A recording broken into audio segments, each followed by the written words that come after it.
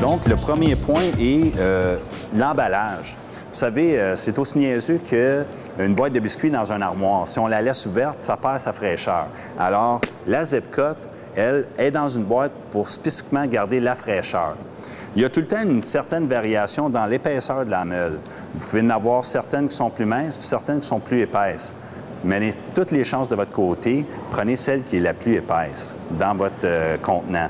Okay? C'est celle qui va avoir le meilleur rendement au bout de la ligne. Toujours plus utiliser une pièce qui est tubulaire versus une pièce qui est pleine ou solide. Pourquoi? Parce que la démonstration va se faire encore plus rapidement. Évitez la vibration quand vous allez travailler avec.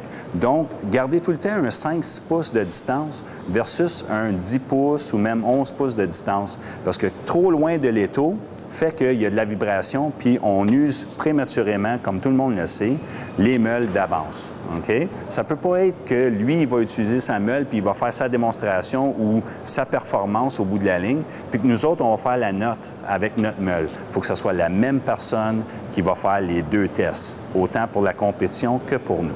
Quand vous avez une meule, la compétition qui est 1,16 d'épais, vous devez aussi prendre la 1,16. Donc, prenez la roue Zip au lieu de la Zip-Cut. Pour conclure, les 6 points qui sont très importants, c'est pas compliqué. La Zip-Cut, on le sait tous qu'elle est très bonne. C'est la plus performante sur le marché. Il n'y a aucun doute là-dessus. Mais dans le fond, les points, ce qu'ils vont faire, c'est qu'ils vont rendre votre démonstration, votre visite chez l'utilisateur à « Ah oui, je vois vraiment la différence », à vraiment à être un « Wow, oui, je vois vraiment la différence ».